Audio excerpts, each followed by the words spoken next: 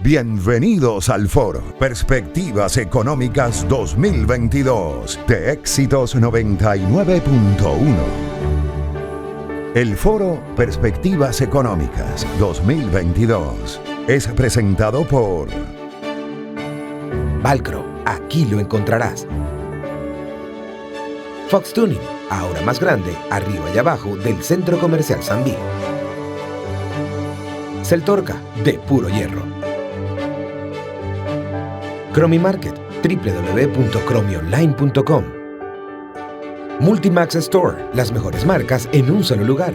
Bienvenidos al Foro Perspectiva Económica 2022, un evento organizado por el circuito Unión Radio, por el grupo Unión Radio Valencia y el circuito Éxitos en nuestra ciudad, y que será transmitido a través de nuestra señal en 99.1 FM y también a través de nuestro canal de YouTube en Mundo UR. Saludamos en este momento la presencia del vicepresidente de regiones del Grupo Unión Radio, el ingeniero Edgar Barrios, además de las diversas personalidades, representantes gremiales, académicos y economistas que están acá con nosotros el día de hoy y que además tendrán la responsabilidad como público de formular las preguntas de rigor a nuestros tres ponentes de primera línea. Estamos hablando de los economistas Ana Isabel Belmonte, Carlos Ñáñez y Jonathan Aldana. Ellos serán los encargados de ofrecer las perspectivas económicas para 2022. Importante señalar que al finalizar cada una de las ponencias, el equipo de producción va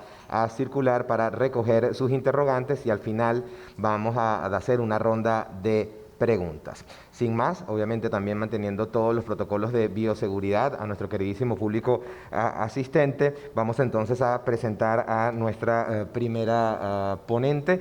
Se trata de la profesora Ana Isabel Belmonte, PhD en Desarrollo Sostenible de la Universidad Simón Bolívar, magíster en Economía de Empresas en la Universidad de Carabobo, economista también de esa alma mater regional, profesora titular de la Escuela de Economía, jefe de Cátedra de Teoría y Política del Desarrollo del Departamento de Macroeconomía Aplicada, también jefe del Departamento de Macroeconomía Aplicada en la Escuela de Economía en la Facultad de Ciencias Económicas y Sociales de la Universidad de Carabobo y docente de pregrado y de Economía y del doctorado en Ciencias Sociales. Su tema, evolución y determinantes monetarios de la inflación 2014-2021, un poco de dónde venimos y por qué llegamos hasta este punto. Sin más, les dejo entonces con la profesora Ana Isabel Belmonte.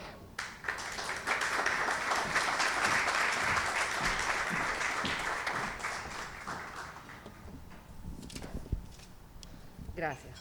Con permiso.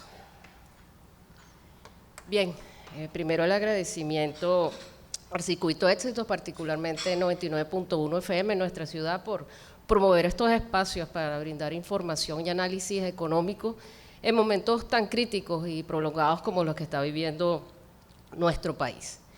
Bien, plantearse un foro de perspectivas económicas para el año que viene pasa por comprender qué es lo que nos ha traído esta situación, que es gran parte de lo que vengo a hacer yo aquí hoy, ¿no? Hablar de la evolución y los determinantes monetarios de este proceso hiperinflacionario que aún vivimos, convencidos además de que la inflación es un fenómeno absolutamente monetario. Tenemos algunos antecedentes, si bien el periodo de tiempo que analizamos va más desde el 2014 en adelante hasta el presente, y con mayor énfasis a finales de 2017, cuando se inicia la hiperinflación, tenemos unos antecedentes muy importantes en términos de las políticas, las decisiones de política y medidas que nos han traído hasta acá. En primer lugar, pues la instalación en 2003 del régimen de control cambiario, un régimen fuerte con cambios múltiples, muy restrictivos. Más adelante, en 2004, siempre hay que recordar cuando el Ejecutivo públicamente le solicitó al Banco Central financiamiento adicional, ¿no? Digamos, por vías no convencionales ni legales, si se quiere, cuando pedía que el famoso millardito, que es el inicio, es un punto icónico en lo que muy pronto en 2005 y 2009 con las modificaciones a la ley del Banco Central de Venezuela significaría la pérdida de autonomía del Banco Central, que digamos es una catástrofe desde el punto de vista institucional para cualquier economía. la modificación a la ley del Banco Central permitió el inicio del ciclo de financiamiento monetario a las empresas del Estado, a entes y empresas del Estado, donde fundamentalmente la deuda hacia PDVSA ha sido de una magnitud asombrosa y donde está centrado el origen de nuestro problema. Más adelante, en 2011, se hace la repatriación de oro, el metal que se convertiría más recientemente en clave para obtener liquidez ante las restricciones de liquidez que han caracterizado nuestra economía, sobre todo desde el 2015, cuando empezó el descenso de los precios petroleros, y en 2012 empieza pues entonces a gestarse la recesión. ¿Okay? Bien, si nos enfocamos en qué ha pasado con los precios, vamos a basarnos en las cifras oficiales del Índice Nacional de Precios al Consumidor que emite el Banco Central de Venezuela. El análisis de una serie de 8 años, desde el 2013 hasta septiembre de 2021, que es la última publicación oficial, nos dice visualmente, podemos ver que lo que fue 2013, 2014, tenemos una cierta estabilidad en los precios, ¿no? Venezuela se ha caracterizado por unas inflaciones importantes desde hace muchas décadas, ¿no? Pero sin embargo hasta 2013 y 2014 vemos como teníamos inflaciones mensuales de un dígito. Aquí traigo las más altas de 2013, 4.7 o 5.7, pero a partir de allí empieza a tomar un poco de impulso la inflación, ya tenemos cifras de un dígito más adelante, y en el 2016 ya nos acercamos a cifras de 20% mensual y toma un gran salto en 2017 y según el Banco Central en diciembre de 2017 técnicamente se inicia lo que sería la hiperinflación, y técnicamente es porque el criterio es que inflaciones mensuales superiores a 50%. ¿Okay? Entonces, para el Banco Central fue en diciembre de 2017 y ahí empieza la escalada de nuestro ciclo hiperinflacionario que tiene su fase más aguda en lo que es 2018. Fíjense cómo tenemos inflaciones mensuales del 2018 superiores a los 100 puntos, con un máximo para el Banco Central de 197%.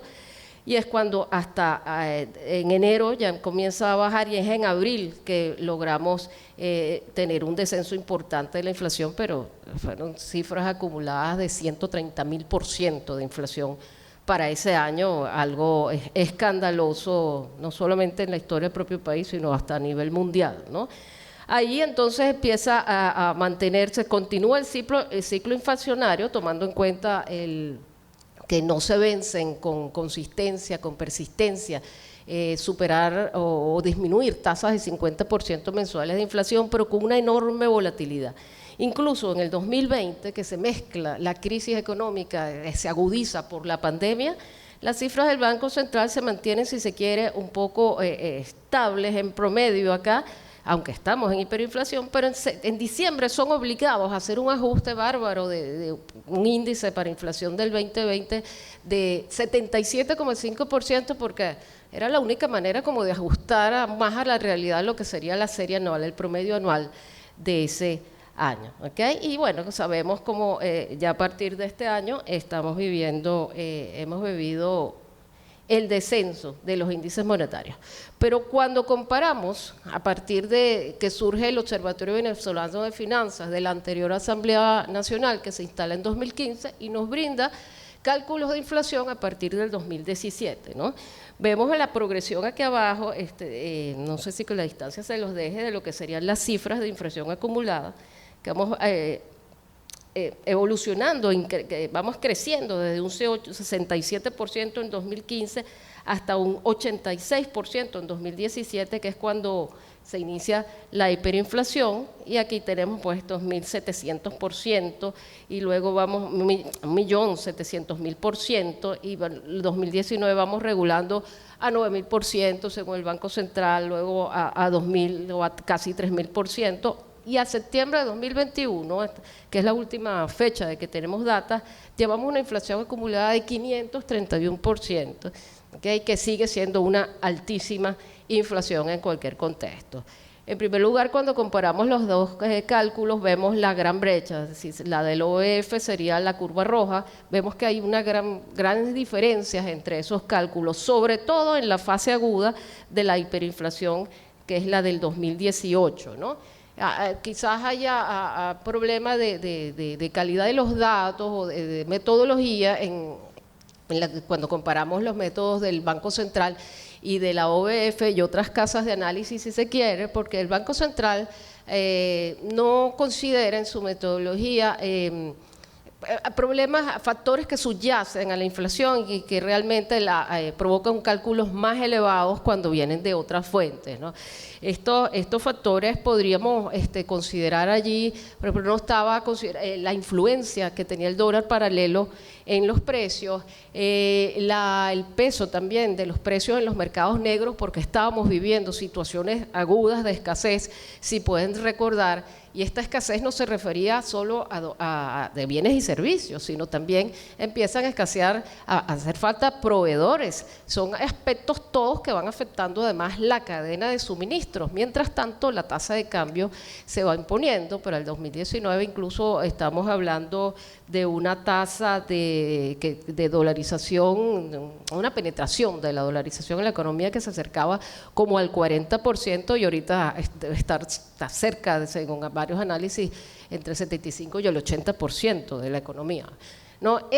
Todo esto va gestando un clima de incertidumbre que hace que las empresas y los comercios tengan temor de descapitalizarse y las decisiones de precios se van fijando cada vez más en base a los costos de reposición, y eso hace la inflación más persistente a pesar de las medidas de contracción monetaria que pudieran haberse tomado.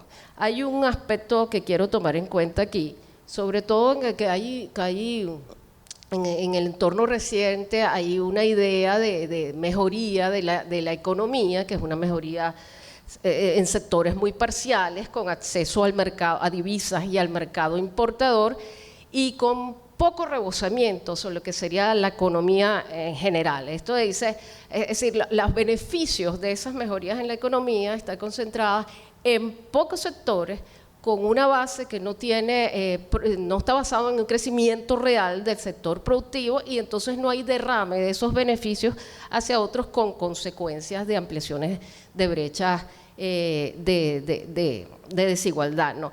Y sosteniendo un poco el poner entre comillas esta mejoría en términos de lo que es el construir un camino hacia el crecimiento sostenido, vemos cómo la inflación acumulada en el 2021 hasta septiembre es de 531.2%. ¿Okay? Es una inflación altísima en términos de esa acumulación que tenemos. Y tanto el OEF como el Banco Central de Venezuela tienen cálculos casi idénticos en ese acumulado de los 9 meses que llevamos de este año. Ahora bien, más allá de generalizar acerca de posibles errores de política, vamos con los factores, con los determinantes de tipo monetario que inciden en la situación de precios que tenemos. Un primer análisis nos lleva al de la liquidez. Ustedes estamos habituados a escuchar e incluso a pensar que la causa de la inflación tiene precisamente en la cantidad de dinero que está en circulación, en las tasas de variación de crecimiento de la liquidez. Cuando analizamos la liquidez monetaria, que es el dinero que circula en la economía, comparamos la variación mensual de esa liquidez con la variación mensual de precios y vemos la inflación en azul, aquí, ¿okay? Y la liquidez monetaria, en la curva oscura de abajo, vemos que hay cierta correlación en el comportamiento, pero aquí en el periodo agudo de la hiperinflación comienza a perder fuerza la influencia de la liquidez monetaria como determinante de la inflación. Y fíjense que si estas líneas de tendencias empieza a darse un efecto en la tendencia de ambas variables como de boca de cocodrilo, que nos habla de esa pérdida de influencia. Hay relación, y cuando sacan la correlación hay cierta robustez en la correlación de la liquidez monetaria como determinante del tipo de cambio, pero la va perdiendo en el tiempo. Por lo que conviene entonces, determinante de la inflación quise decir, pero la va perdiendo en el tiempo. Por lo que conviene entonces analizar, bueno, qué es lo que está pasando, cuáles otros factores monetarios podrían tener esa influencia, y por supuesto que analizar qué está lo que está pasando con la divisa, particularmente el dólar, que es la que rige pues el comportamiento del mercado de divisas en nuestro país.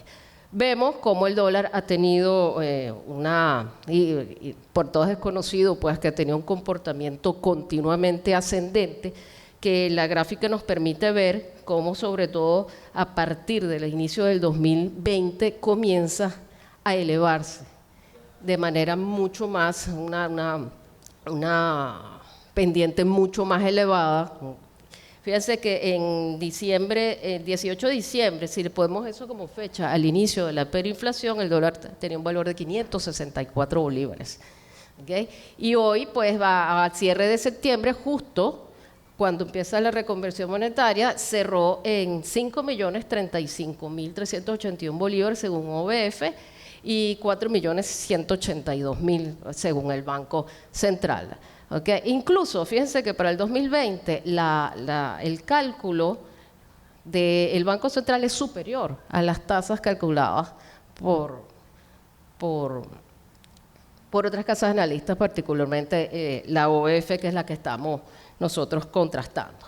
Bien, ahí hay unos antecedentes que provocan toda esa alza fuerte que tienen que ver con la crisis cambiaria, con la crisis de liquidez, la persistente caída de los ingresos petroleros que hacen colapsar las empresas, los ingresos externos del Estado y que provocan que el Estado recurra al financiamiento del Banco Central de Venezuela ante esta crisis de liquidez. Inclusive en 2019, en abril, el Banco Central es objeto de las sanciones internacionales y es en mayo cuando se da la liberación, si se quiere, entre comillas, del mercado cambiario con el último avance que se tiene en términos de apertura, que es la instalación de las mesas cambiarias. Pero con la instalación de esas mesas cambiarias también empieza con mucha fuerza la intervención del Banco Central de Venezuela, quemando reservas internacionales, tratando de contener el fuerte avance del dólar. Así que cuando analizamos la relación entre la variación del dólar en tasa oficial del BCD con el índice nacional del precio al consumidor, vemos cómo hay las tendencias van convergiendo, a diferencia de lo que pasaba con la liquidez, que iban divergiendo en ese sentido, y entonces aquí ya tenemos, digamos, una intuición visual de la influencia que va a ir teniendo el dólar a través de los precios. Pero hay que dejar muy claro que entre el dólar y el tipo de cambio, entre el tipo de cambio y la inflación, la relación no es directa, son variables separadas. Pero aquí el efecto está en la intermediación para que se dé ese efecto de influencia que tiene el proceso de dolarización que se va llevando a cabo en nuestro país. Y ahí es cuando entra en juego la necesidad de analizar qué está ocurriendo con la base monetaria, sobre todo por el argumento de que es la emisión de dinero la que impulsa los precios. Sí, pero hay una serie de factores intervinientes que van intermediando esa relación, ¿no? Entonces, fíjense, cuando uno analiza la base monetaria en el tiempo, la base monetaria total ha tenido, que es la cantidad de dinero en la economía, ha tenido un crecimiento más o menos normal, más o menos adecuado en lo que sería a nivel mundial una comparación de las tasas de crecimiento de la base monetaria, pero dentro de esa base monetaria, fíjense, la curva roja es el financiamiento, solamente el financiamiento PDVSA.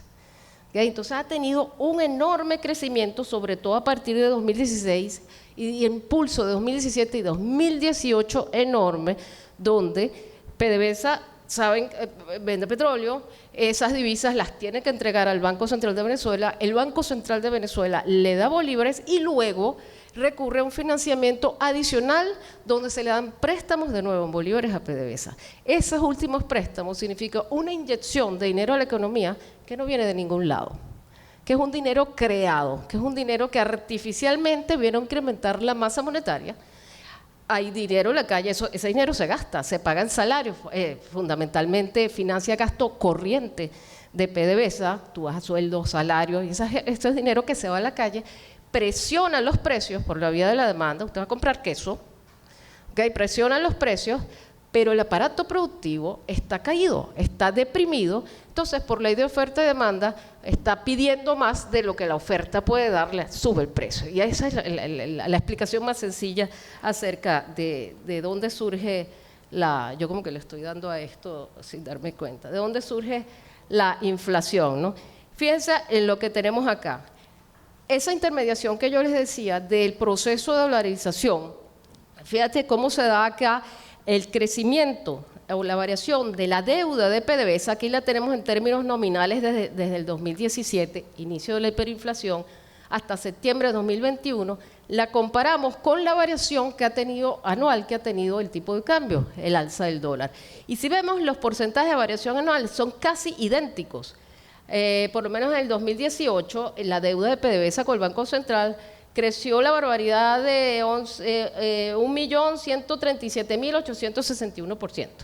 ¿Okay? En el 19, 8.082% y el dólar 7.198%. En el 2020, una variación de 2.270 y el dólar 2.278. Son casi idénticas las variaciones. Y a septiembre de 2021, la deuda con PDVSA del BCB desde enero ha crecido 276% y el dólar 271%. Cuando uno aplica un análisis de correlación simple, la correlación es perfecta. La variación del dólar está incidiendo casi de manera prácticamente idéntica en la variación. La variación de la deuda de PDVSA incide de manera directa en la variación del dólar. ¿Okay? Y por las razones del proceso de dolarización, el dólar viene entonces invadiendo todas las funciones del bolívar como medio de cambio, como reserva de valor, como unidad de cuenta, y el dólar es lo que está rigiendo nuestra economía. En ese sentido, de una manera para que se vea la magnitud del crecimiento de la deuda y esta deuda como origen del proceso hiperinflacionario, cuando comparamos el tamaño de la deuda de PDVSA con la base monetaria, vemos que hoy la deuda de PDVSA es 74 veces el tamaño de la base monetaria. O sea, que por cada bolívar que se emite en el país, 73 se van a la deuda de PDVSA. Y como les dije, es un dinero sin respaldo. Y esa es la causa, ese es el origen de nuestra hiperinflación. Comparamos con las reservas, porque indudablemente, entonces la estabilidad la tenemos que lograr, buscar no solo conteniendo los precios, sino también ahora conociendo esta relación, conteniendo el dólar. Ahora, las intervenciones se han hecho mucho más pronunciadas por parte del Banco Central, un actor con muchísimo peso en mercados que han sido enanizados, como solemos escuchar en nuestras economías, y cuando comparamos ese financiamiento del Banco Central a Venezuela con el monto de nuestras reservas internacionales, vemos que se ha mantenido en el orden de 3 o 4 veces la deuda comparada con las reservas internacionales en los últimos 3 años. ¿Ves? Así tenemos una disminución importante de nuestras reservas, que estaban sobre los 15.000 millones en el 2016 y ahorita se encuentran por el orden de, ya que hay que poner atención, porque si vamos a ver las cifras, las últimas cifras estadísticas de reservas que presenta el Banco Central, vas a ver que dice 11.140 millones de dólares. Pero el 8 de septiembre eran 6.188 millones de dólares. Entonces, de repente hubo este salto de 5.104 millones de dólares que se refieren nada más y nada menos a esta discusión de los derechos especiales de giros que se supone tenemos en el FMI y que iban a ser concedidos, iban a ser liberados a los países para aliviar los problemas de la pandemia. Pero bueno, los problemas de Venezuela con el FMI en conclusión no nos dan acceso a esos dólares, y aquí está esa diferencia, es decir, hay un incremento en las estadísticas de 5.000 millones de dólares a los que en realidad no tenemos acceso. Entonces eso es va sumando a las distorsiones que se están presenciando en nuestra economía. ¿Okay? Fíjate, aquí tenemos el monto el número de intervenciones cambiarias desde el 2019. Las últimas estadísticas del 2019 son desde mayo, las primeras que tenemos disponibles, fueron 77 en el 2020 y hasta septiembre de 2021 tenemos 52 intervenciones del Banco Central de Venezuela en las mesas cambiarias, entre 4 y 5 mensuales.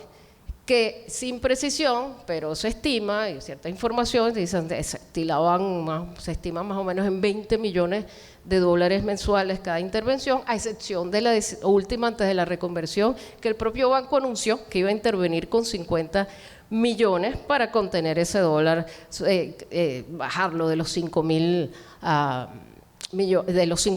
que había llegado en el mercado paralelo. Y aquí mostramos qué es lo que ha ocurrido con las reservas de oro, en términos de cómo han disminuido las reservas en toneladas, ¿no?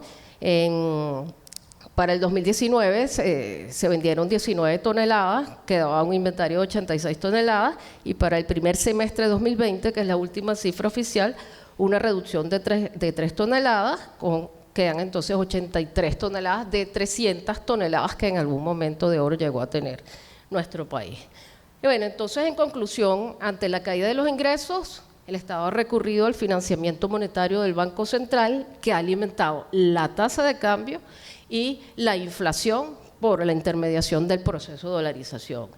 Hay que resolver las contradicciones de políticas cambiarias y monetarias, que es lo que ha impedido la estabilidad de precios. No puedes intentar contener el dólar con intervenciones, pero por el otro lado estás emitiendo el dólar y la inflación con intervenciones, pero por el otro lado estás emitiendo por la vía del financiamiento a PDVSA recursos que presionan la demanda. Entonces hay una contradicción allí. Reducir la liquidez monetaria no tiene ningún sentido si no lo atiendes coordinadamente con la estabilidad del tipo de cambio, mucho más en una economía como la nuestra. La clave estaría en disminuir o eliminar la sobrevaluación que tenemos en el tipo de cambio real, ¿okay? Que muchas veces es lo que provoca que la gente diga erróneamente que hay inflación en dólares. Pero es que la velocidad a la que crecen los precios en bolívares es mucho más rápida que la velocidad a la que crece la tasa de cambio. Entonces hay que nivelar precisamente esas tendencias, ¿no? Esto va teniendo efectos en la banca, en sus funciones de intermediación, las medidas de encaje legal ameritan ser revisadas, y la preeminencia del proceso de dolarización también debería conllevar a la evaluación de qué tanto, o del avance que se debe tener de la dolarización transaccional, con esa apertura, esa formalización, la eliminación del dólar criminal, como que se le llamó alguna vez, y un avance hacia una formalización de la dolarización financiera, que es hablar de permitir créditos en divisas que le darían fluidez y mayor certidumbre a las transacciones. Y desde el punto de vista de lo que está pasando con las reservas, la intervención de las mesas cambiarias del BCB no es sostenible porque no cuenta con los recursos para ello en el corto. Desde ya no cuenta los recursos para ello. ¿Okay? En términos de cómo estamos, podemos hablar y esas previsiones que se han hecho de crecimiento, de cierre del 2021 y previsiones para el 2022, yo prefiero toda esa mejoría que se viene dando. Es buena parcialmente, pero ayuda. Además, queda claro que ante la disminución de un 80% del tamaño del sector público, es el sector privado el que va teniendo protagonismo, y esto es bueno para nuestra economía. Pero hablar de tasas de crecimiento, de cerrar este año entre 1,2, 1,5, 2%, todo eso para mí se trata de una estabilidad en el foso. Pues no vamos a poder seguir creciendo, pero no podemos seguir cayendo, pero hay que tomar impulso ahí y que se haga con políticas monetarias y fiscales coordinadas que nos den estabilidad y permitan planificar una verdadera recuperación. Tener esto en cuenta, llevar adelante estas correcciones, se enfrentan los desafíos de que todo esto se está dando, incluso estas mejorías parciales, con aumento de la desigualdad y la pobreza. Los números son fríos. Si vamos por ejemplo, a la reciente encuesta de Encovi, la recuperación tiene que centrarse en productividad, que es lo que verdaderamente da fuerza a la economía y permite su sostenibilidad. No puedes, por ejemplo, subir salarios si no eres productivo. y hasta qué punto las perspectivas de mejoras en los ingresos por exportaciones petroleras podrá aprovechar las bondades que tiene ahorita el precio del petróleo mundial si tenemos limitaciones en la producción y además el cerco de las sanciones internacionales.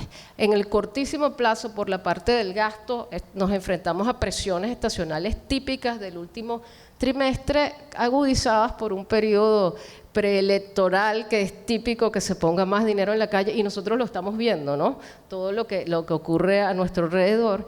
Y el tema de lo social, la política compensatoria en un país con 92% de pobreza tiene que ser continuada. Es un gasto del que es difícil desprenderse. Y cierro un poco retomando la idea de donde empecé. El gran desafío es desde el punto de vista institucional, regresar la autonomía al Banco Central de Venezuela para que haya un balance en la toma de decisiones y pueda darse pues sanidad a las decisiones monetarias, a las decisiones económicas. Gracias.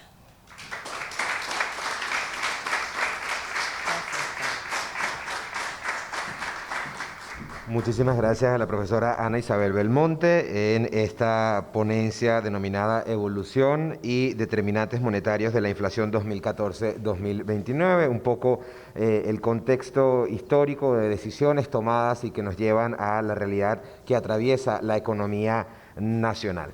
Pasamos entonces a nuestra siguiente ponencia. Vamos a recibir al profesor Carlos Ñáñez. Él es economista de la Universidad de Carabobo, también profesor de esa casa de estudios, especialista en gerencia pública, articulista del diario El Nacional y de El Carabobeño, también parte del staff de Anclas de Unión Radio en Valencia, profesor de la Escuela de Economía, Teoría y Política Monetaria y también investigación en operaciones, economía internacional y economía industrial. Su aporte en este análisis de las perspectivas económicas para 2022 gira en torno a la recuperación o el ajuste en el foso, círculo vicioso entre hiperinflación y devaluación. Entonces le damos la palabra al profesor Carlos Ñáñez. Profesor.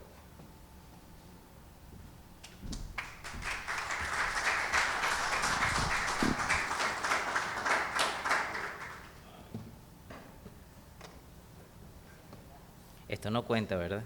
En el tiempo. Bien.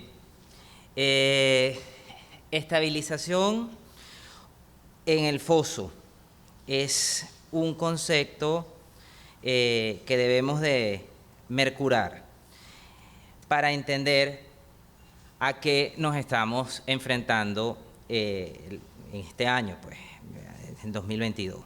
Como bien lo explicaba la profesora Belmonte, venimos obviamente no de una política monetaria errada, sino de la ausencia absoluta de la política monetaria. Cuando hablamos de ese círculo vicioso entre devaluación e inflación, vamos a ver entonces las... aquí está, círculo vicioso entre hiperinflación y devaluación. Vamos a analizar la depreciación del tipo de cambio esperado en dos escenarios, el optimista y el pesimista, al cierre del 2021. Tenemos 1.188% de devaluación y 792% de devaluación. Eso sería como indicar que para el cierre de este año el tipo de cambio podría estar entre 8,2 o 9 bolívares por dólar, y en el escenario pesimista en 12 bolívares por dólar. 12 bolívares de la nueva especie. Recuerden que hay que dividirla entre 1 millón, o entre 1 millón de errores. Persistencia de la hiperinflación. Cuando hablamos de la hiperinflación, ¿a qué nos referimos? Porque para los economistas es muy fácil tener el concepto, pero la economía hay que dejarla para el consumo de los agentes económicos, de la sociedad. La hiperinflación la desarrolla Philip Kagan, o la estudia Philip Kagan en los 50, y dice que hay hiperinflación cuando la tasa de crecimiento intermensual es superior al 50%. Sin embargo, la hiperinflación no es otra cosa que una antiguaya en materia económica. Es todo lo que se debe o lo que no se debe hacer desde el punto de vista económico y fiscal para generar el objetivo final del Banco Central. O sea, las políticas monetarias tienen 5 objetivos: objetivos instrumentales, objetivos intermedios, objetivos operativos y objetivo final. El objetivo instrumental de todos los bancos centrales es el manejo de las reservas bancarias, lo que en Venezuela llamamos encaje legal. Ese encaje legal, que es un coeficiente de 85%, significa que de cada 100 bolívares que hay en el sistema, 85 tienen que estar represados en el Banco Central de Venezuela. Si no se represan en el Banco Central de Venezuela, se entra en déficit sistémico y se cobra una alícuota o tasa de 30% superior a esa inmovilidad bancaria, que es el último acuerdo que tenemos, que lo hicieron con un manejo iterativo de ecuaciones a las 9 de la noche, que yo la llamé, con la angustia, pues la angustia se comparte. Entonces, la persistencia de la hiperinflación, no solamente podemos decir que hay hiperinflación de acuerdo a lo que decía Milton Friedman y Kagan, y Philip Kagan. Hay también un análisis de las federaciones de colegios de contadores públicos a nivel internacional y hablan de que existe hiperinflación cuando la tasa de inflación anualizada supera al 10%, al 100%, correcto, la anualizada. Venezuela tiene tasas de inflación superiores al 100% ex ante a el 2017, ¿correcto? Y la última declaración, por decirlo así, o análisis de lo que es la hiperinflación son los aportes de Reinhardt y Rogoff. Estos aportes indican que hay hiperinflación si la tasa anualizada de inflación supera 500 puntos porcentuales. Venezuela tiene tasas de inflación, como bien lo manifestó la profesora Belmonte, de 500 puntos mensuales. Es algo formidable que ocurrió este mes. Banco Central publica de manera extemporánea sus cifras por encima de Observatorio Venezolano de Finanzas, como bien lo indica la profesora Belmonte, para lograr ajustar en el tiempo el dato de la inflación con las diferentes canastas que se utilizan para medirla desde el punto de vista institucional.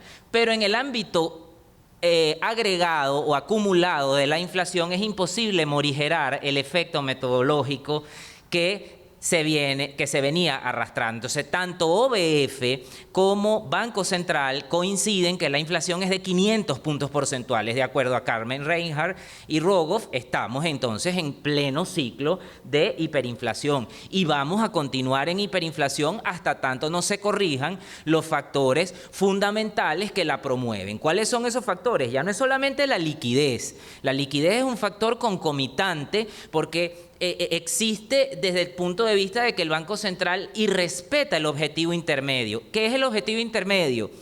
Base monetaria y liquidez monetaria. La base monetaria es la cualidad monopólica que tienen los bancos centrales para producir dinero. Y la liquidez monetaria es la reacción a través del multiplicador monetario que se da en la economía. El multiplicador monetario tiene que ver con el nivel de reservas y de depósitos que hay en el sistema. Entonces, desde luego, si hay esa inobservancia en el objetivo intermedio, tengo que pasar al objetivo operativo, que es lo que los economistas llamamos emisión terciaria. Es el abandono del tipo de cambio, lo que la profesora Belmonte nos manifestó, nos presentó en la lámina, ese crecimiento del tipo de cambio que aun cuando el Banco Central lo infravalora con intervenciones puntuales en el mercado, y digo que lo infravalora porque está sobrevalorado aún el tipo de cambio y por eso es que erróneamente la gente indica que hay inflación en dólares. No repitan eso, por favor, porque las neuronas de la gente se mueren en el hemisferio izquierdo. Entonces, cada vez que yo escucho hay inflación en dólares, mueren 2 neuronas o dejan de hacer sinapsis. Entonces, no hay inflación en dólares porque nosotros no producimos dólares. porque nuestra política monetaria no repitan tampoco, por el amor de Cristo, de Buda, de Alá, de Changó, de cualquier cosa que ustedes crean, que estamos dolarizados plenamente. En Venezuela no estamos dolarizados plenamente. En Venezuela hay un proceso de desbolivarización o de sustitución del bolívar desde sus cualidades monetarias y desde su institucionalidad. Es decir, somos una economía sin moneda. Por eso es que es tan difícil las fricciones cuando uno va a pagar en efectivo o cuando uno va a pagar por cel con el teléfono y dar vuelta a la ruedita en el teléfono y no llega el correo de confirmación y tú dices, no va a llegar, no va a llegar, no va a llegar, hasta que te llegue el correo y bueno, se abre la ventrícula del corazón y vuelve a irrigar sangre al sistema. Entonces, bueno, tenemos esa persistencia hiperinflacionaria. Y ahora los escenarios cambiarios pesimistas y optimistas, 12,8 bolívares, que son 12.800.000 bolívares de los anteriores, o 8.900.000 bolívares. Correcto. Desde allá donde ustedes están, obviamente no se ve, lo hice así a propósito. Aquí está, la liquidez monetaria en poder del público. Porque, ¿qué ocurre? Lo peor que tú puedes tener en un país como este es intentar entrar a la página del Banco Central. Porque rescatando lo que decía la profesora Belmonte, los bancos centrales tienen que ser doctrinariamente y legalmente autónomos e independientes. Ahora yo pregunto, que eso lo pregunto siempre en clase, ¿autonomía e independencia es lo mismo? Y los muchachitos todos contestan en coro como las voces blancas de Lisa Soteldo. ¡Sí! Y uno les contesta, pues no. Autonomía tiene que ver con el aspecto político en la selección de las autoridades del Banco Central, en donde deben de concurrir poder ejecutivo y poder legislativo. Hay inclusive economistas como Stiglitz que plantean que deben de ser elegidos por voto, por el concurso del voto popular, el presidente del Banco Central. Y cuando uno analiza esto y dice, eso es una exageración, bueno, veamos lo que ocurre cuando se eligen a personas que no están preparadas para la conducción de un Banco Central. La independencia tiene que ver con las políticas monetarias que establezca el Banco Central. Las políticas monetarias pueden ser procíclicas o anticíclicas. Una política procíclica es aquella que fomenta la emisión monetaria si hay crecimiento en la economía.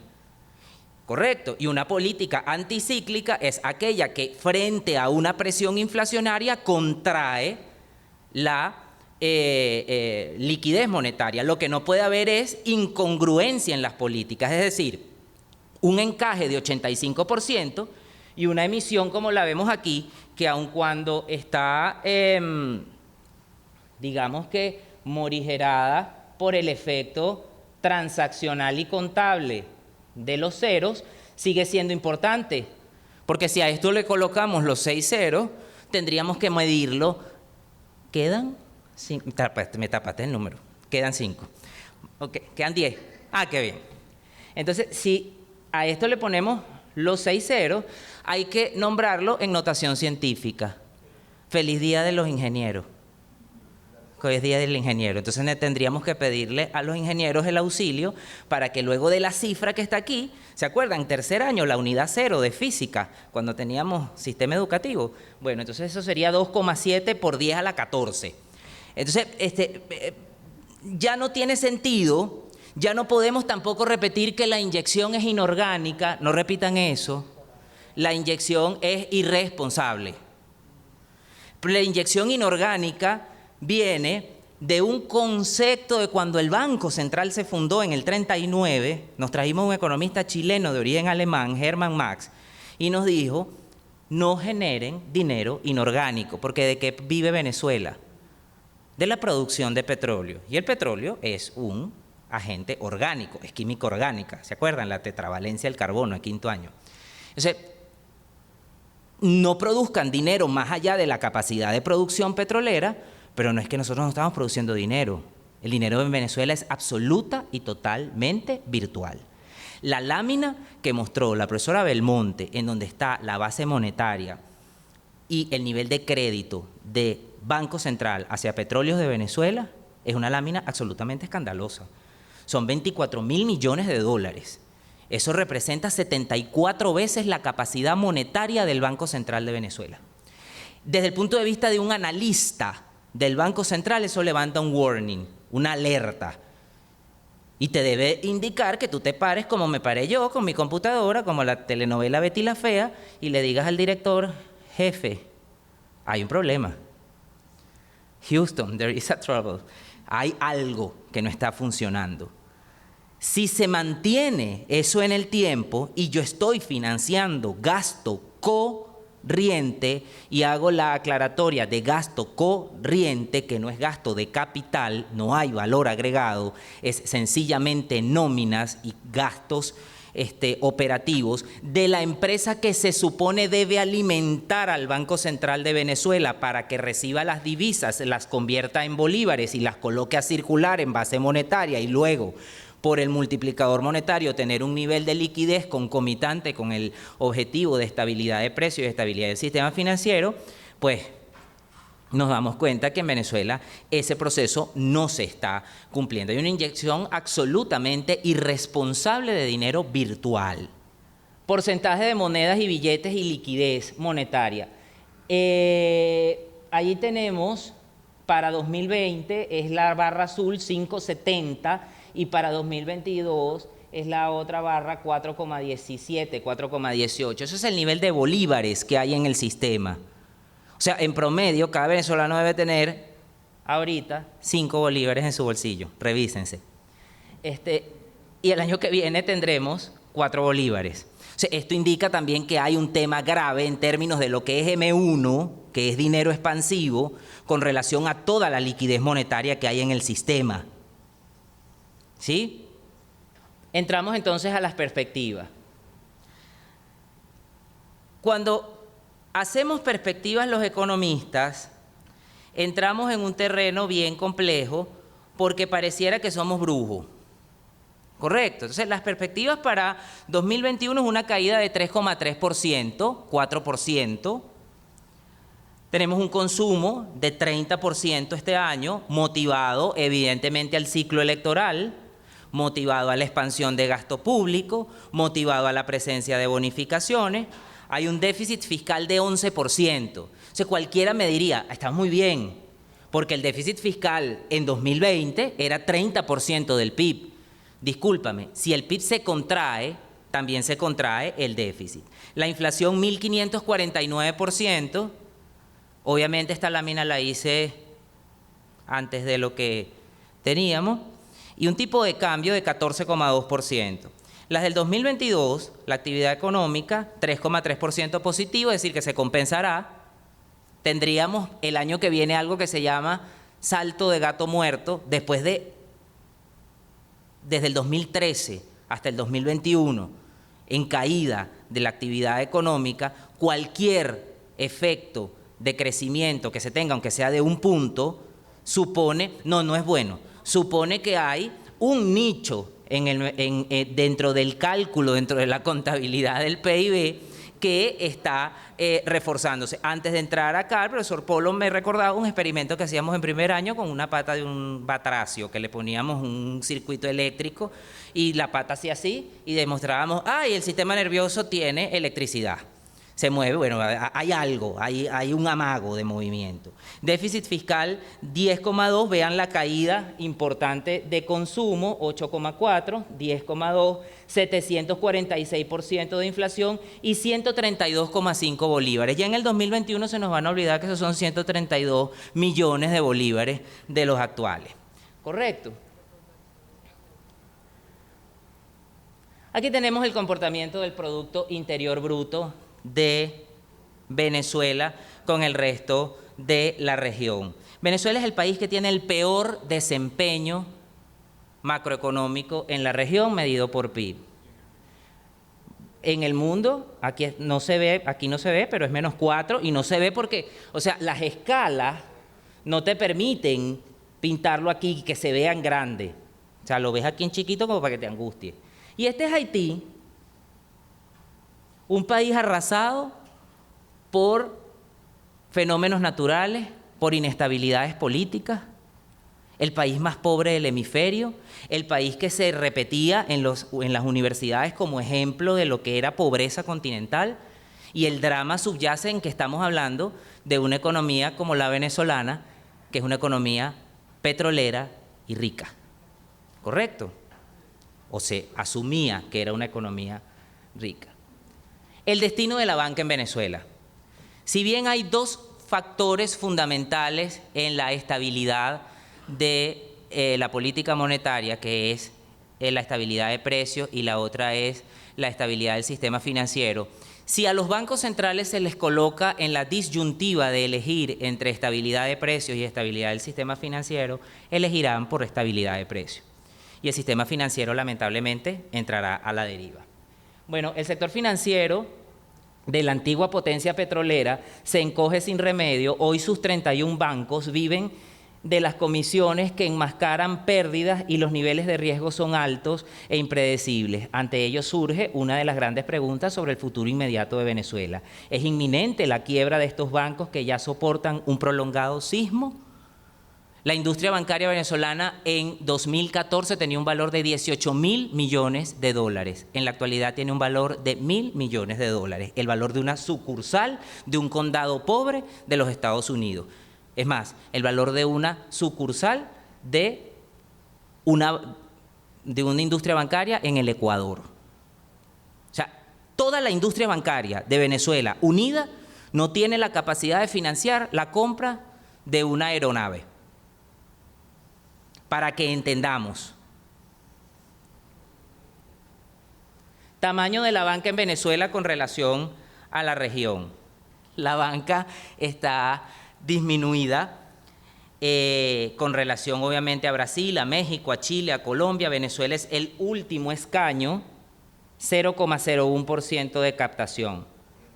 Y aquí ocurrió algo extraordinariamente alarmante ante la reconversión, y fue una falla de un software en el primer Banco de la República, que era el Banco de Venezuela, y posteriormente seguida del Banco Bicentenario. Y eso pudo demostrar que los mitos de la dolarización son absolutamente falsos. La gente vive autárquicamente de lo que percibe en bolívares depositados en los bancos. O sea, solamente un 15% de la población tiene acceso a recursos en divisas y 5% de esa población tiene capacidad de movilizarlo. Por eso es tan importante la conclusión de la profesora Belmonte sobre el proceso de ir caminando hacia una dolarización en el sistema financiero, a los fines de que se puedan obtener créditos en dólares. ¿Por qué? ¿Qué ocurría antes? Antes de que se indizara la tasa de interés a la inflación, se pedían créditos desde el punto de vista especulativo y eso presionaba el tipo de cambio. Pero una vez indexado el tipo de interés al tipo de cambio, es absolutamente imposible que se le siga confiriendo ese carácter especulativo a la solicitud de créditos. Y una economía no puede subsistir sin crédito. Y con esto quiero cerrar el enlace con a dónde va la plata del encaje legal. Correcto, que eso se lo preguntan a uno los amigos periodistas siempre. ¿Y a dónde va la plata del encaje legal? Hace un par de semanas yo escribí un artículo en El Carabobeño explicando hacia dónde iba. La plata del encaje legal o el dinero del encaje legal es lo que financia la política social del Estado.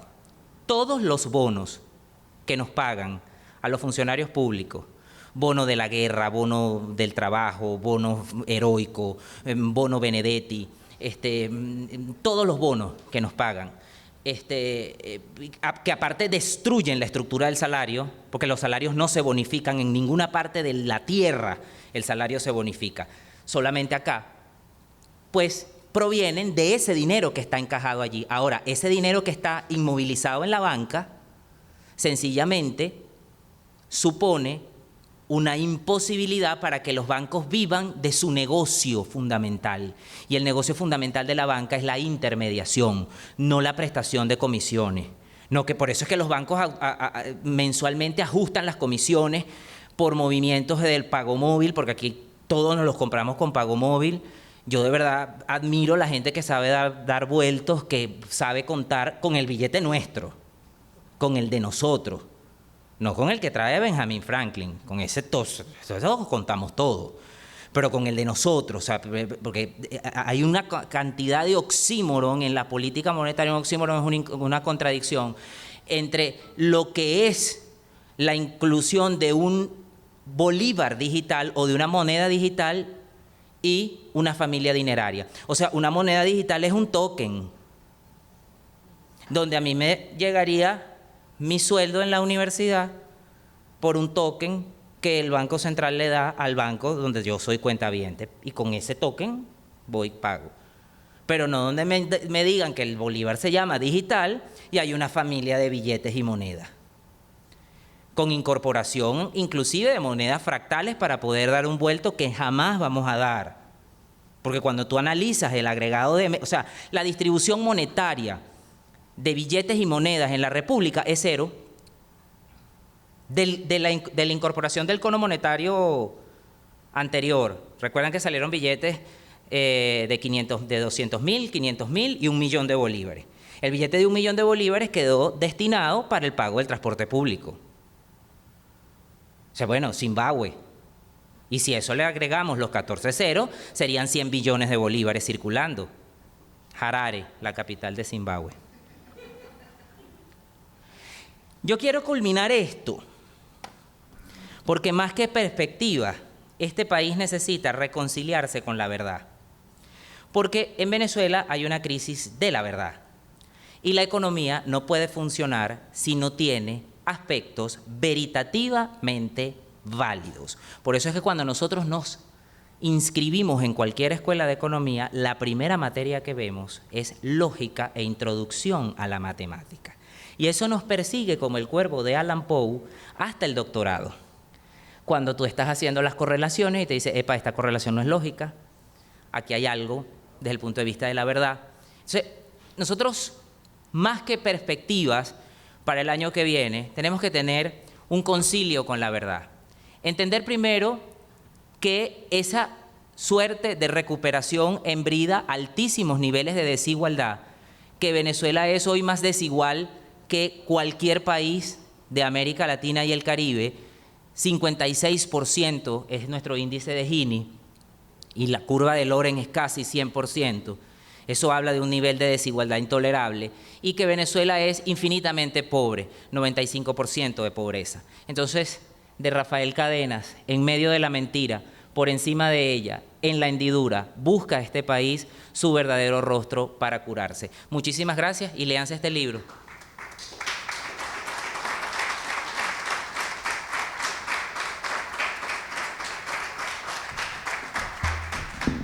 Muchísimas gracias al profesor Carlos Ñáñez y su disertación Recuperación o ajuste en el foso, circuito vicioso entre hiperinflación y devaluación. Recordamos que el equipo de producción se encuentra tomando las preguntas que nuestro público el día de hoy pueda formular, académicos, gremialistas e invitados especiales, para que al final de la dinámica podamos formular las preguntas a los panelistas. Avanzamos entonces con nuestro siguiente invitado. Se trata del profesor Jonathan Aldana, economista de la Universidad de los Andes, posgrado en el St. Edward's University en Texas, Estados Unidos, consultor económico y financiero de empresas y actualmente también incursionando en actividades propias del mercado de valores venezolano, docente de grado y posgrado en la Universidad de Carabobo y expresidente de Fedecámaras en esta región del país. Su tema, situación de los sectores productivos y qué se espera del 2022 por parte del sector empresarial. Sin más, dejamos entonces en el uso de la palabra al profesor Jonathan Aldana.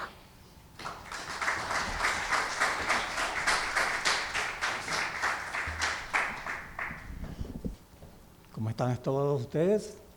Yo he tenido el privilegio de ser invitado a este acto para hablarles un poco de una materia que está, por supuesto, que completamente correlacionada con lo que ya mis dos colegas economistas han presentado ante ustedes, pero mi enfoque, vamos a decirlo así, de alguna manera va a ser un poco más desde el punto de vista microeconómico. Podríamos hablarlo, ellos no hablaron más en términos macroeconómicos.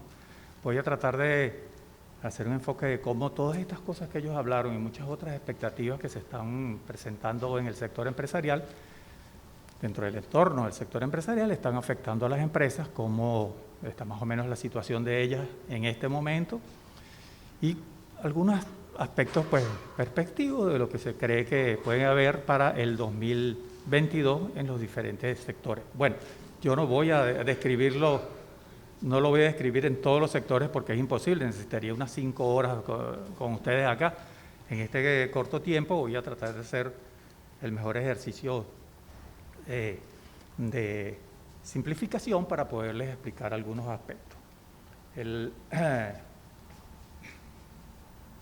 Lo primero que les quiero decir es que para poder entender un poco lo que vamos a hablar tenemos que referirnos un poquito a lo que estableció la encuesta de la Universidad Católica, la ENCODI, donde tenemos un país en pobreza. Todo lo que ellos dijeron nos indican, nos comprueban, estamos en un país en una extrema pobreza, que ya inclusive supera el 76%, y todas estas cosas que hemos venido sufriendo, rematando todas ellas con el problema de la diáspora que está afectando al país y que a las empresas evidentemente les han destruido su base de trabajadores preparados, instruidos, bien educados, que hoy en día pululan en el exterior, dando más bien beneficios a otras regiones, a otros países, y nosotros nos hemos quedado pues en esta situación de desatención que tanto nos preocupa. En términos generales, esta es una encuesta que hizo Macroconsultores. Quizás para este momento en que estemos hablando de estas cifras hayan tenido un cierto cambio, pero más o menos responden a lo que se espera que puedan estar los sectores productivos. Los gremios han manifestado pues, que se han contraído en un 4.7% y que el empleo pues, disminuyó, está más o menos en un 18.6%.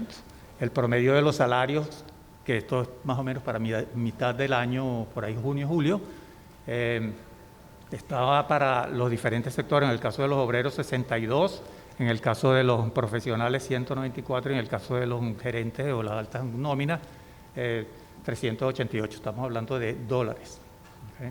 ¿Okay? La gran mayoría de los gremios considera que esta política del 7+7 que se ha venido aplicando en el país, que desde el primer momento todos los que hemos tenido responsabilidad de dirigir gremios empresariales en Carabobo y coinciden todos los líderes del país en este sentido, este es un sistema que realmente no obedece a ningún tipo de principio científico, no tiene ningún tipo de relación con términos de eficiencia y ha sido un algo inventado o establecido por el gobierno. Yo lo veo más desde un punto de vista más que todo una táctica quizás publicitaria o algo así, pero que esto no ha rendido ningún beneficio. En efecto, pues el 72% de los gremios no lo considera o lo considera mal o muy mal. El resto, pues, bueno, no opina mucho. En promedio, esto es algo que está viviéndose en la economía venezolana, según las cámaras de producción y de comercio del país, ya un 73% de sus operaciones las hacen en moneda extranjera. Digo moneda extranjera y no precisamente dólares, porque allí también hay muchas empresas, muchos sectores productivos que están en los límites del país, donde se manejan otros tipos de especies. En algunos casos oro, en otros casos otros minerales, y en el caso, por ejemplo, de la frontera con Colombia, el peso colombiano. Algunos sectores que estiman pues, que pueden tener un cierto crecimiento en lo que está ocurriendo del 2021 son los sectores inmobiliarios, algo de la manufactura, sobre todo la parte de alimentos, salud y cuidado personal. Los restaurantes y los servicios han tenido un cierto incremento desde que se solventó un poquito, no solventó, sino que se alivió un poco el asunto de la inmovilidad por la pandemia. Y algunas otras cámaras de comercio y producción establecen, por ejemplo, lo que tiene que ver con agricultura, ganadería, construcción y comercio al mayor, pues evidentemente que están aún en una cierta caída. Y bueno, la opinión del sector productivo es que el sector privado va a estar creciendo cerca de un 1%, un 0,8% en este 2001. Ya veremos con algo que vamos a comentar posteriormente que este 0,8% como que es bastante optimista, pero vamos a ver qué tal podemos ir adelantando en este sentido. Para cerrar esta parte de lo que es el 2021 e irme un poquito más al 2022, que es quizás lo que más interesa en este acto, hablar un poquito de esas expectativas futuras. Bueno, estamos ante una dolarización de carácter irreversible, aunque no es financiera, como es lo que existe en otros países, pero es simplemente transaccional. Bueno, por lo menos ya estamos en esa, y sí ha influido evidentemente en que la inflación ha ido menguando. El gobierno también ha contenido, ya lo hablaban los economistas que me precedieron, el gasto público, evidentemente que eso también ha producido la disminución de la inflación. Se ha visto una cierta recuperación en algunos sectores de los segmentos de la población, pero esto es algo muy centrado en un muy pequeño porcentaje de personas.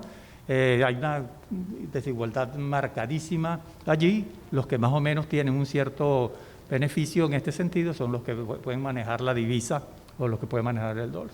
Y algunos sectores están mostrando recuperación, como ya lo vimos, pero se mantienen en contracción. Todavía la economía está en contracción. Puede decirse en términos generales que para este 2021 estaremos, como también ya se ha manifestado, lo que se llama tocando el foso. ¿Okay? Hemos navegado, vamos a decirlo así, en una caída, y hemos llegado a un punto donde prácticamente ya no se puede caer más. Muchos economistas por allí hacen la analogía con un avión que cae, ya aterriza forzosamente y bueno, luego de quizás hacerles algunos arreglos, aspiran que ese avión pueda de alguna manera volver a surcar el aire. Bueno, evidentemente que eso es algo lo que está pasando aquí. Estamos teniendo algo así.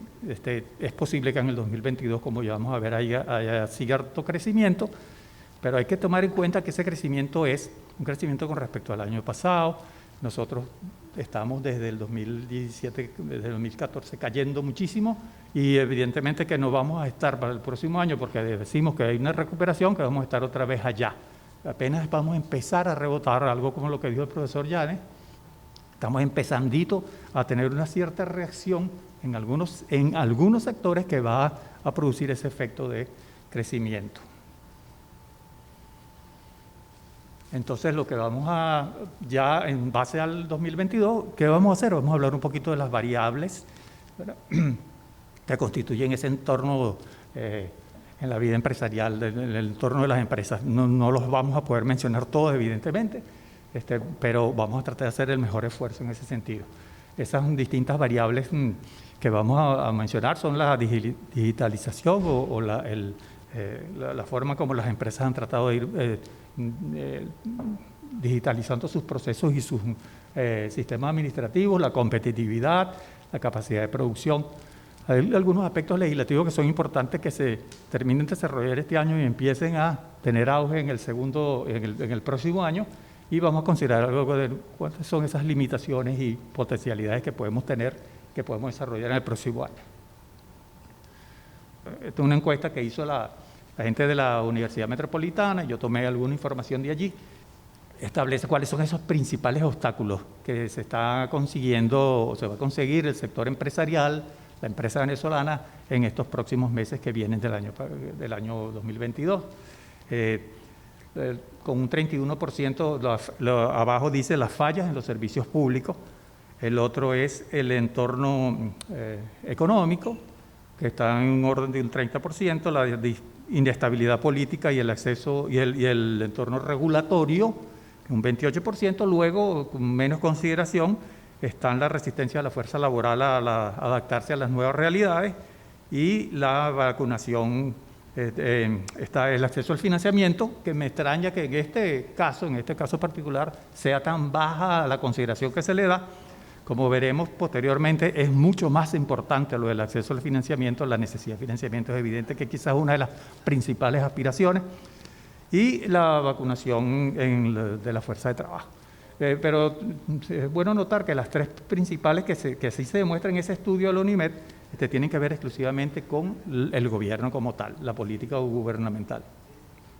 En cuanto a lo que es digitalización de las empresas o la transformación digital en las empresas, ese mismo estudio dice que en un 82% la transformación digital ha acelerado los procesos y ha acelerado el crecimiento y el avance de la empresa. Un muy pequeño porcentaje, prácticamente no ha habido un efecto, y más bien lo ha retrasado porque quizás han tenido problemas de implantación, porque la transformación digital realmente tiene muchísimos, es muy compleja y tiene en este país una serie de variables que para poderla implementar hay que tener acceso, hay que tener recursos, y eso lamentablemente una inmensa mayoría de las empresas venezolanas no tiene esa posibilidad. Sin embargo, las que lo han logrado hacer, más o menos tienen estos comportamientos, lo que nos dice que la transformación digital, evidentemente, que se transforma en una gran variable de ese entorno que va a favorecer las empresas en el 2022. La competitividad, otro de los aspectos que tienen que ver con el entorno. Una empresa que no sea competitiva, evidentemente que va a tener problemas. En Venezuela ser competitivo, todos lo sabemos, es sumamente difícil, pero entre esos aspectos importantes de la productividad de la empresa hay que tomar mucha atención en lo que es invertir en innovación, según las encuestas que se hacen en ese sentido. La agilidad de los procesos internos, fíjense que también un 59% considera que es importante. El aumentar la productividad interna de esos procesos anteriores de digitalización va a incidir positivamente en este caso. Impulsar la capacitación de los trabajadores, en un 47% lo consideran positivo. Desarrollar estrategias basadas en las características del consumidor. El consumidor venezolano tiene matices sumamente específicos y muy distintos al consumidor de otras instancias o de otras regiones. Hay muchísimas otras más, pero esas son más o menos las que ocupan quizás el mayor porcentaje de atención de parte de los empresarios. Hay un aspecto en Venezuela, todos lo conocemos, es que la capacidad instalada que se puede estar utilizando es realmente muy, muy baja, ¿no? Fíjense que yo puse, por ejemplo, la columna más alta que tenemos allí es la de Colombia, luego está Brasil y tenemos luego Argentina. Disculpen que es que no me pude poner mis lentes porque se me quebraron. Y fíjense que en Venezuela apenas está más o menos el promedio, un 22% de utilización de sus instalaciones, de sus capacidades de producción. Esto es muy malo, es evidente, no puede ser bueno para nada, pero nos da una idea del potencial que puede haber, aunque tenemos algunas industrias como la automotriz, que va a ser muy difícil que realmente pueda regenerarse o crearse bajo esos cimientos, pero el resto de las industrias, el resto de las empresas tienen una capacidad que la debemos ver como un buen potencial y que a partir del 2022 se van a presentar muchas oportunidades y tenemos cómo atraer inversiones, cómo venir empresas o capitales extranjeros que puedan venir a trabajar. Allí vamos a tener una buena infraestructura. Somos un país en pobreza, pero tenemos ese potencial allí. Lo que no tenemos es lamentablemente, pues, cómo ponerlas a funcionar, y esa es la idea.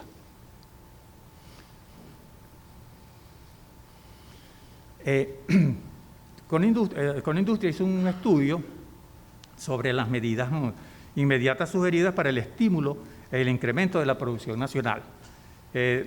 También no sé si ustedes la logran leer, pero más o menos estas son las siguientes: que se debe facilitar el entorno a la apertura de líneas de crédito y financiamiento a las empresas en un 85% de las industrias. Este caso está enfocado más hacia el sector industrial. Estiman que ese factor debe lograrse, la facilitación del entorno. Segundo, establecer estímulos arancelarios. Esto incluye las exenciones arancelarias al IVA y demás impuestos de exportación. Un 81%, que es la segunda barra.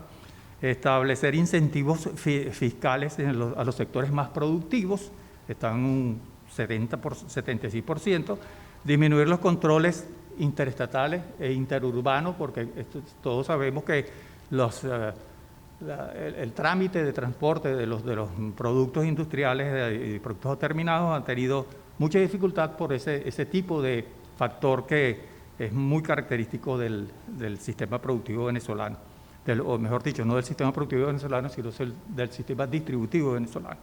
Y también, en el caso de las compras, tratar de que el Estado privilegie las compras nacionales. Esto realmente tiene una cierta vieja data, porque esas son aspiraciones de muchas empresas, pero en esta encuesta reciente hecha por Conindustria, esas aspiraciones permanecen en la voluntad o en la esperanza que tienen los empresarios por recuperación.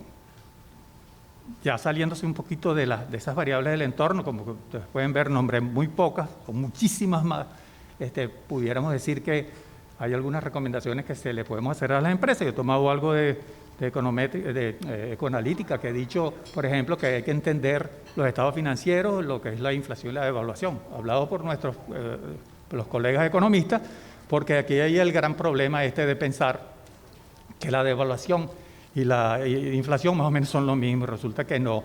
Hay que tomar en cuenta que la inflación, si nosotros tenemos mucha más inflación, crece mucho más de lo que crece la tasa de cambio, nosotros lo que vamos a tener es un empobrecimiento o una mayor utilización de dólares para poder comprar el mismo producto. Es lo que mucha gente dice que hay inflación en dólares. No, es que la inflación está por encima o crece por encima de lo que crece la tasa de cambio. Y al revés, ¿verdad? Si la inflación logramos que crezca menos de lo que crece la relación del tipo de cambio, evidentemente que ese mismo producto va a valer menos dólares. Entonces, no es prudente hablar de inflación en dólares. El cuidado de las cuentas por cobrar, hay que dar el crédito, se está estimulando el crédito comercial entre las empresas, pero con mucho cuidado de no solamente tenerlas indexadas, sino de que no prolifere mucho. Abandonar esa visión contable de los precios, ¿verdad? Tiene que revisarse también, optimizar el portafolio de productos. No podemos tener cualquier tipo de producto que tengamos al alcance, sino analizar bien la posible demanda que ese producto puede tener y los potenciales que pueden rendir en el mercado. Asumir a la tecnología como un aliado, esto es difícil, eso es poco asimilado por muchos empresarios, porque es la manera de optimizar los procesos y ganar productividad, y que hay que también tomar conciencia de que se va a tener en el próximo año alza en los costos laborales, porque y eso lo han venido haciendo los empresarios. La gran mayoría de los empresarios hoy en día remuneran dólares y lo van a tener que seguir haciendo. Aquí no hay otra alternativa que remunerar a nuestro personal en dólares. Hay aspectos legislativos que son muy importantes, que debemos considerar, que son claves para los próximos meses, para el próximo año. Están los diálogos, las sanciones, todo eso. El empresariado está muy pendiente de todas estas cosas. Fíjense que allí está un factor, las nuevas fuentes de financiamiento. Nosotros debemos ir hacia ese sentido. El gobierno y el conglomerado venezolano debe buscar soluciones en torno a las fuentes de financiamiento. Se ha transformado en un aspecto sumamente clave. Y la salida que se le ve es que ese financiamiento no va a ser en bolívares. Aquí la banca debe ya transar en dólares, hacer la compensación bancaria en dólares, porque de otra manera vamos a seguir en esta misma situación. Así poder entonces la banca hacer su intermediación bancaria a través de la utilización del dólar. Combinado eso, evidentemente, como todos los países que se precian de tener cierto crecimiento y desarrollo, con un buen mercado de capitales, mercado de valores bien desarrollado, donde haya también las alternativas de poder, esos bancos que transan en dólares, también llevar sus recursos o sus excedentes a ese mercado de valores y hacerlo mucho más fuerte. Hay nuevos actores en el sector privado, eso es evidente, hay que tomarlo en cuenta. Ellos van a tener un gran papel. la denominada crisis de los contenedores. Ustedes saben que eso va a estar muy pendiente entre todos nosotros los empresarios y en todas las empresas en el 2022, porque ha habido una rotura de la cadena de producción en el mundo, proviene de China. Hay mucho, la pandemia pues básicamente fue la que produjo esto. No hay atascos en todos los grandes puertos, y aquí en Venezuela ese problema quizás en este momento no está afectando mucho, pero evidentemente que va a afectar. Va a llegar un momento que aquí también eso va a ocurrir. El valor de los containers se contramultiplicó. Resulta que aquí también, inclusive ya tengo información de que el valor del container acá en Venezuela se incrementó, pero muchísimo. Está inclusive por encima de los $20.000, o sea que eso es algo terrible. Hay muchas otras que ustedes pueden ver ahí. Les quiero hacer una acotación en cuanto al desarrollo y al avance de lo que es el blockchain y las criptomonedas. Evidentemente que ese es otro aspecto clave para el próximo año en el sector productivo.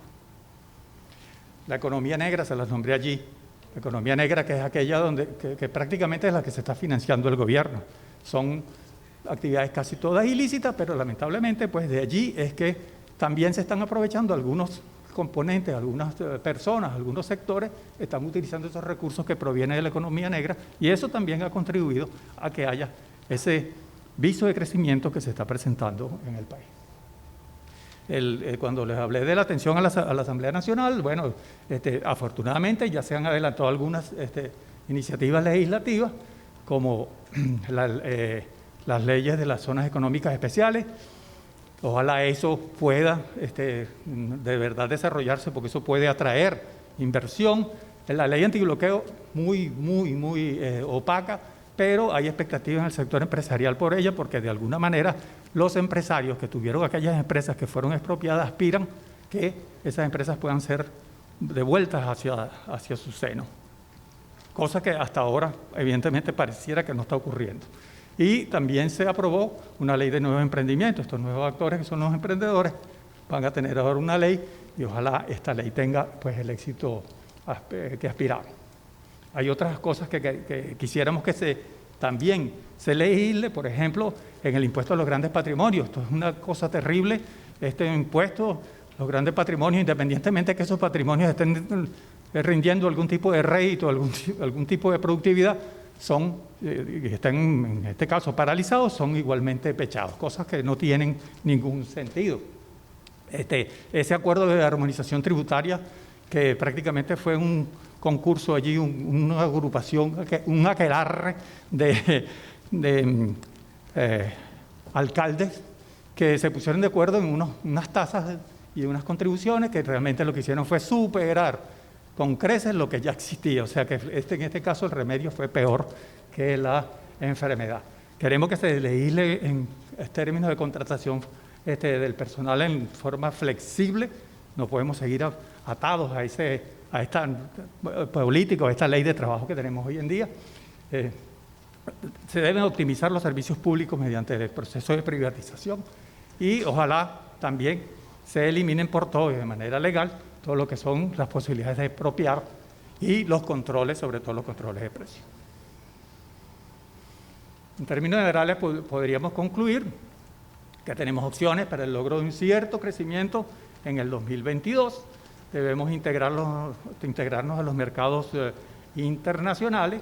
Hay que promover lo que hablaron mis compañeros, la lucha porque se deje ya de financiar al Banco Central, y que el financiamiento del Banco Central y al gobierno y a PDVSA, eso debe frenarse, eso debe terminarse, porque evidentemente es el gran germen que produce la alta inflación o la hiperinflación que hoy en día tenemos. Ver como una gran oportunidad, decimos declive la actividad petrolera, el petróleo ha aumentado un poco la producción en el país, estamos en unos 600.000 barriles diarios, pero eso es muy poco comparado con los 3,5 millones que solíamos producir, pero hay alternativas. Y aquí, por ejemplo, Fede Cámaras ha promovido que el sector privado pueda llevar a cabo este tipo de actividades. Hay proyectos de mini refinerías, actuar directamente en la importación de algunos productos, de algunos combustibles, y bueno, esas iniciativas están a la orden para que el gobierno las tome en consideración. Debemos también, las empresas están dentro del ámbito de construir confianza, siempre con políticas de mercado, economías abiertas, donde haya garantía de la propiedad privada y donde se dé la libertad de decisión en base a lo que establezca el mercado y la oferta y la demanda. Y un factor que se ha venido hablando es que deberíamos volver a nuestros mercados naturales, volver a la comunidad andina de naciones, porque allí es donde nosotros podemos tener los mejores rendimientos en cuanto a las formas como nosotros nos podemos intercambiar con nuestros más cercanos amigos o países. Hay un factor allí que yo quería mencionar. Hoy recientemente, por eso no está allí, se presentó el aumento del gasoil.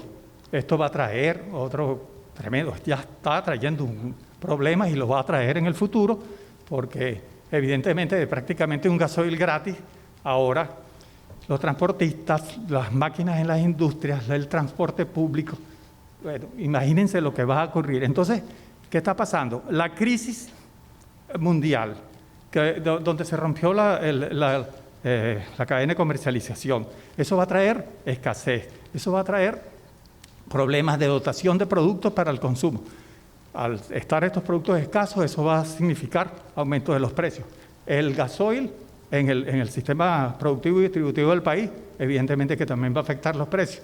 Entonces, todas estas predicciones de poder quizás tener un cierto crecimiento en el 2022, tenemos que tomar en cuenta que pueden ver afectadas por estos dos factores que les acabo de nombrar. Muchísimas gracias entonces a todos ustedes por su atención.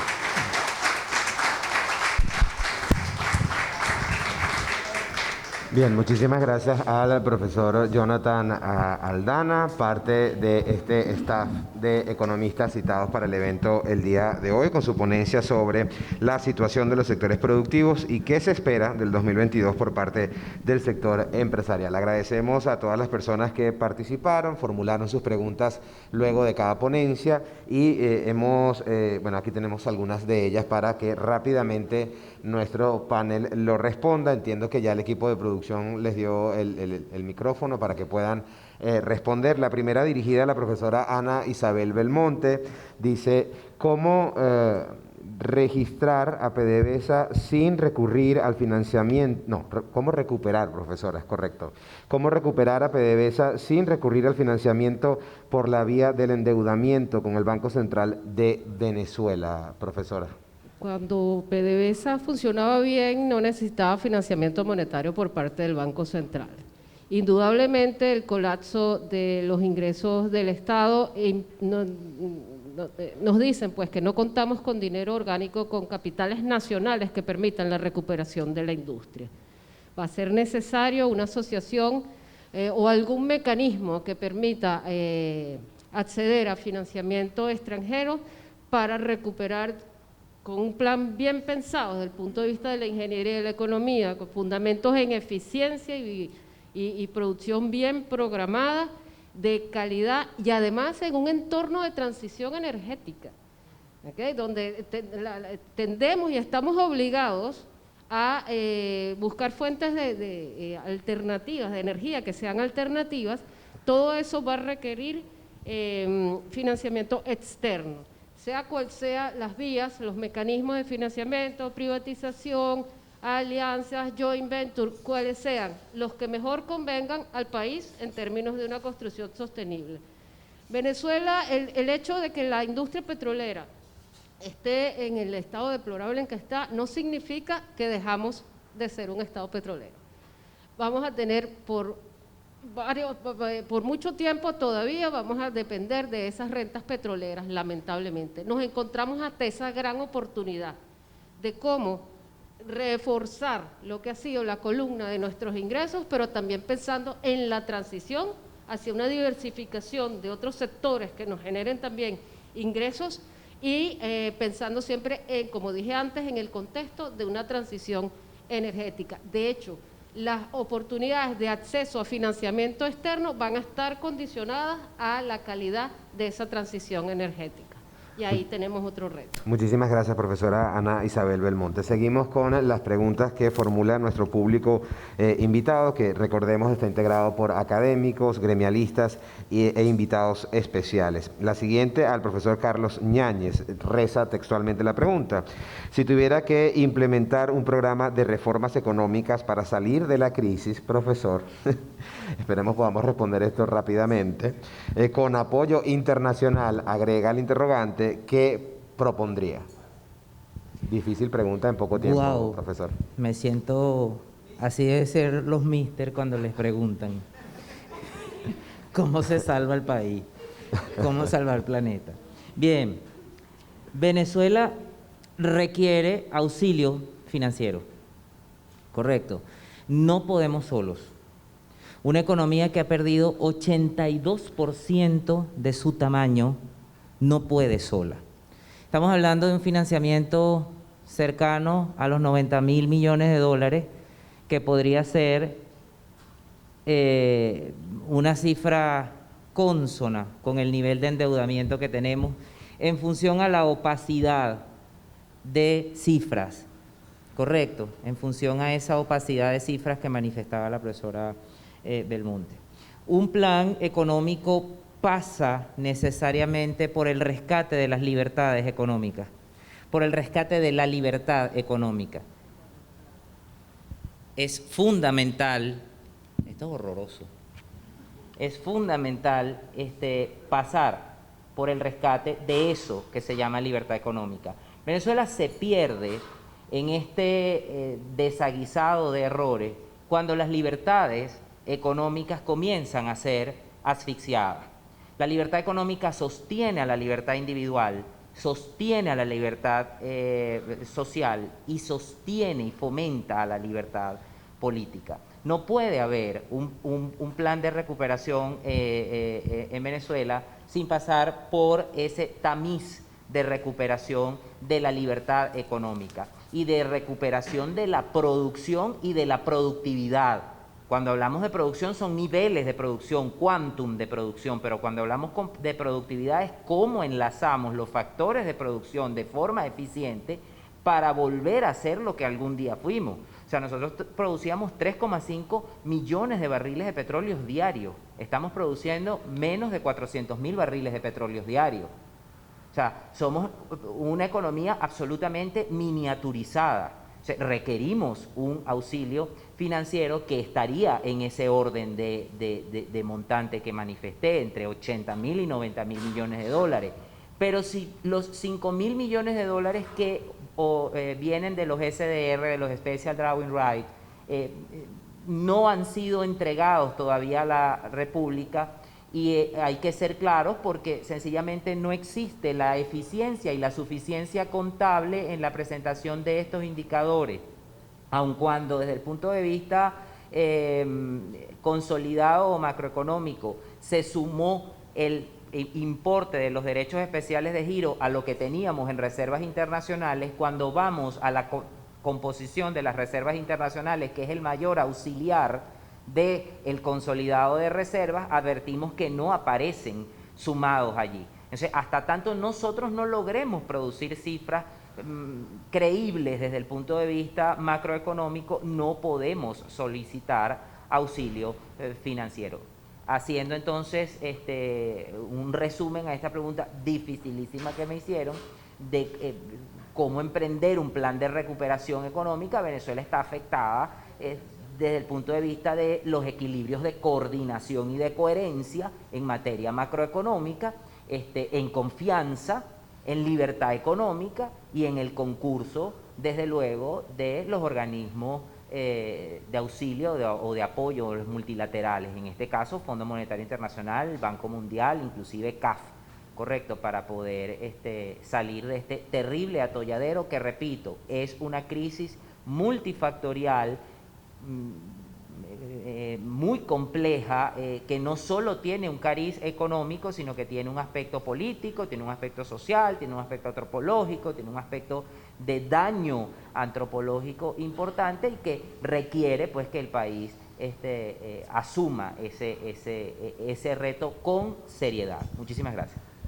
Bien, muchísimas gracias, profesor Carlos Ñáñez, por responder a esa pregunta. Ahora la pregunta seleccionada para el profesor Jonathan Aldana. La historia política de subsidios de importaciones convirtió a los empresarios en agentes anticompetencia. Reza esta pregunta, señor profesor Jonathan. Con base a esto, ¿tendrían los empresarios venezolanos la capacidad para recuperarse en el contexto de una economía abierta a los capitales extranjeros que se perfilan como la vía expedita para salir de la crisis? Bueno, sí, mira, el sector empresarial venezolano es siempre, y lo ha demostrado, es optimista, pero es evidente que, ya Carlos inclusive lo menciona acá, se necesitan refuerzos. No sé, el sistema empresarial venezolano no puede por sí solo, lamentablemente, lograr pues, cánones de crecimiento sin auxilio.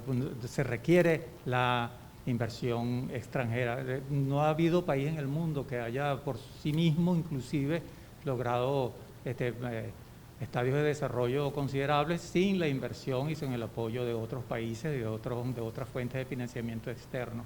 Venezuela no escapa de esa situación, es necesaria, pero el empresariado venezolano ha sido resiliente, ha sido muy preocupado por la situación, preparado, consciente de la terrible situación que vive el país, y eso lo ha capacitado de alguna forma a poder tener o crear las condiciones para que ese crecimiento se logre, insisto, con esos complementos necesarios, porque tenemos la sapiencia, tenemos las ganas, tenemos la voluntad. Nos hace falta algo de tecnología, nos hace falta algo de know-how, pero eso, porque tenemos ese rezago, pero lo vamos a lograr en un buen concurso multinacional y un buen sentido de cooperación entre todos los sectores. Gracias, profesor. Entiendo que la profesora Ana Isabel Belmonte tiene algo que agregar a esta interrogante. Gracias, Ricardo. Profesora. Sí, me gustaría apoyar precisamente lo que comparto de la respuesta de Jonathan en términos de subsidio. Hay una gran oportunidad que nos está dejando la crisis, que siempre es lo que debemos buscar, ¿no? No se trata de tener conclusiones fatalistas. Vinimos aquí a hablar, eso sí, con la frialdad de los números, tratar de ser objetivos. Pero hay una gran oportunidad que nos está dejando esa crisis, y es que con un sector público que ha caído 80% hasta el primer semestre de este año, solo hasta julio, ya estamos cerrando octubre, ¿ok? Es el sector privado el que ha promovido absolutamente, prácticamente solo esa mejoría, aunque sea sectorial y sin derrame a las que hacíamos referencia. Pero hay un gran capital humano, ¿okay?, acumulado, digamos, nos falta know-how para la digitalización, nos falta apoyo para esa transición que la pandemia aceleró desde el punto de vista tecnológico, pero capacidades tenemos, aunque se hayan militarizado el sector, el comercio, la empresa, la industria, hay grandes capacidades. Entonces ahí está una gran oportunidad de que el sector privado se convierta en la fuerza motora, como debe ser en una economía de libertades económicas y como nos lo demuestran las economías más desarrolladas del mundo, e incluso las emergentes que no tienen ese alto nivel de desarrollo, que es el sector privado, la fuerza motora.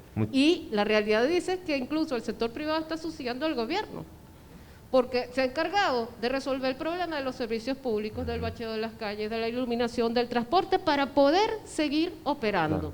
Entonces vivimos un caso, Venezuela es un caso de estudio muy particular, pero donde tenemos que tener muy claras cuáles son las fortalezas y aprovechar este piso del sector privado para no volverla a perder. Muchísimas gracias, profesora Ana Isabel Belmonte. Queda una sola y de breve respuesta, profesor Ñáñez. Creo que una duda que le quedó tanto al público asistente como a quienes nos están sintonizando en este momento a través de Éxitos 99.1 FM y de nuestro canal de YouTube en Mundo UR. El libro, la recomendación con la que finalizó su ponencia, título y autor, profesor. El libro es Cuando el dinero destruye las naciones, de Phyllis Haslam y de Russell Lamberty. Es una reedición de un libro de Adam Ferguson que se llama Cuando el dinero muere, que describe los casos de la Alemania de la República de Weimar. Es un libro que recomiendo para la lectura y en cuyo prefacio hay un análisis comparativo con la situación venezolana. Para completar, aunque no es a veces mi orientación anímica o de personalidad, dar mensajes de optimismo, porque hablo desde la frialdad de los números. Yo creo, sí, hay que ser totalmente claro, yo en eso de la autoayuda soy malísimo.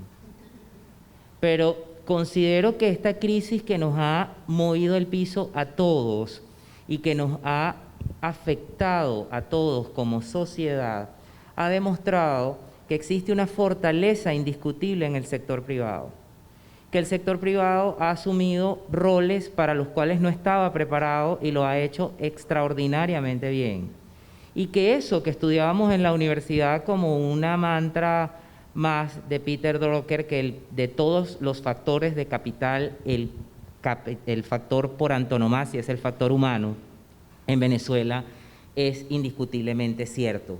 Los empresarios siguen intentando mantenerse a flote en un entorno altamente hostil, de la mano del recurso humano, de la mano del sector humano y de la mano de ese factor humano, ¿correcto?